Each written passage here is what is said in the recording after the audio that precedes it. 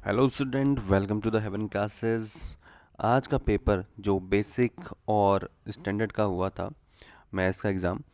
Basics जो है जैसा सोचा था बिल्कुल ही उल्टा हो गया। बेसिक का एग्ज़ाम जो है थोड़ा सा टफ आ चुका है और स्टैंडर्ड का पेपर जो था वो आज बहुत इजी रहा, मतलब ठीक ठाक रहा, बच्चा कर सकता है। जिसने स्टैंडर्ड की तैयारी कर रही है वो उसके लिए बहुत अच्छा हो गया था। और बेसिक का थोड़ा सा लेंदी टिपिकल्स क्वेश्चंस आ गए थे। हाँ, कुछ एनसीईआरटी के भी थे, बट उसमें उतना ज़्यादा अच्छा स्कोर नहीं हो पाया बच्चों का।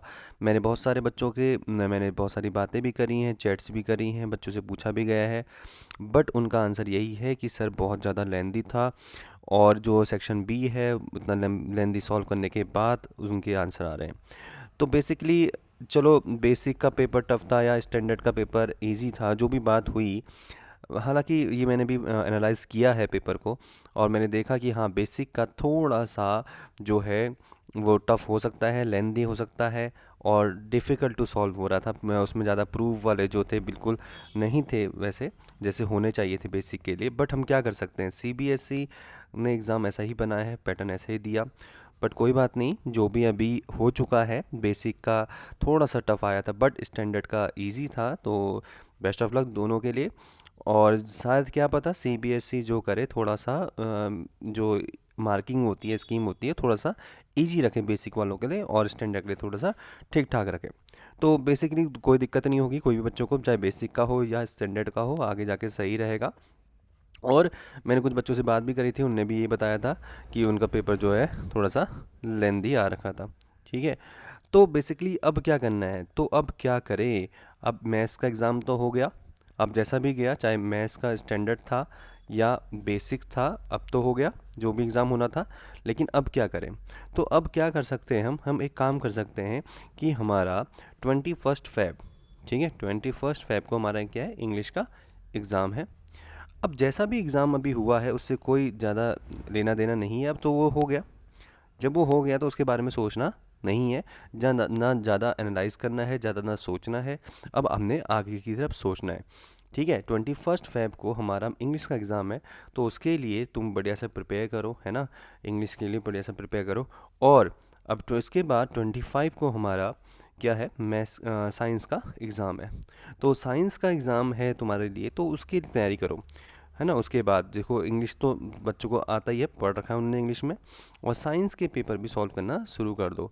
मेरे हिसाब से अभी क्या करना चाहिए तुम्हें, मैं अपने एक्सपीरियंस के हिसाब से बता रहा हूँ, तो साइंस की प्रिपरेशन भी साथ साथ चलनी चाहिए।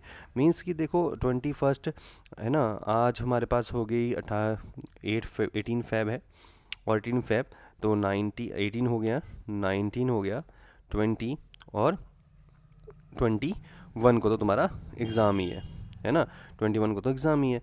जब 21 को एग्ज़ाम है तो उसके लिए बढ़िया से प्रिपेयर करो, साथ साथ हमारा साइंस का कोर्स भी कंप्लीट करते रहो, रिवीजन करते रहो। क्योंकि देखो, मैथ्स के लिए तुम्हें बहुत ज़्यादा टाइम मिला, बट फिर भी आगे जाके बेसिक और स्टैंडर्ड में दिक्कत हो गई। टाइम बहुत मिला था, फिर भी क्या हुआ, इनमें दिक्कत हो गई। तो मैथ्स अब एग्ज़ाम जैसा भी हुआ कोई दिक्कत नहीं, अब इंग्लिश की तैयारी करो और साथ में जो साइंस का पेपर है उसको भी सॉल्व करते रहो, साइंस का जो रिवीजन है वो भी करते रहो। जो भी डिफ़िकल्टी आती है उसको पूछो, अपने टीचर से पूछो, अपने मुझे यहाँ कमेंट बॉक्स में लिखो, मैं उसको करा दूंगा सॉल्व। और साइंस के जो इंपॉर्टेंट क्वेश्चन हैं होने वाले हैं, साइंस के जो इंपॉर्टेंट क्वेश्चन हैं वो बिल्कुल मैं करा दूंगा। और जो मैथ्स के मैं बताऊं, मैंने बोला था कि रूट 3 रूट 5 ये चीज़ें क्वेश्चन कर लेना, इनके पेपर में अगर चांसेस पूरे ज़्यादा हैं।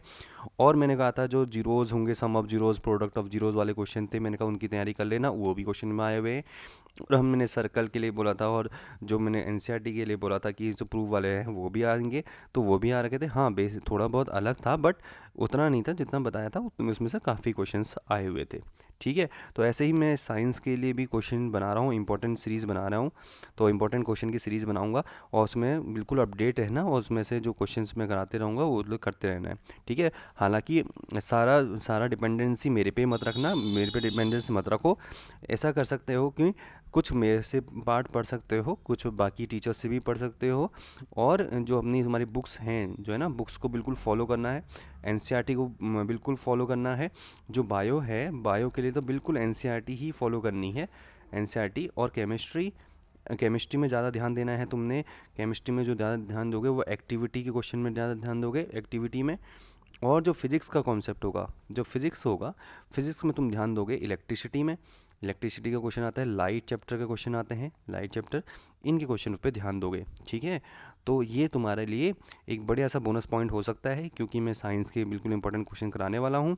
और अभी बिल्कुल तुम बस ये मत सोचो कि मैथ्स का पेपर कैसा गया, बेसिक का इजी था या बेसिक का हार्ड था, स्टैंडर्ड का इजी था, उस पर बिल्कुल ध्यान नहीं देना है। और आगे की प्रिपरेशन बिल्कुल तैयारी सही से करनी है, ठीक है। बिल्कुल मत सोचो कि एग्ज़ाम कैसा गया, अभी बिल्कुल अपना मोराल डाउन करने की ज़रूरत नहीं है। और आगे बढ़ो और बढ़िया से एग्ज़ाम, अब आगे वाले जो एग्ज़ाम्स होने वाले हैं उनकी बढ़िया से तैयारी करो, ठीक है। चलो तब तक के लिए थैंक यू सो मच, और मिलता हूँ नेक्स्ट वीडियो में।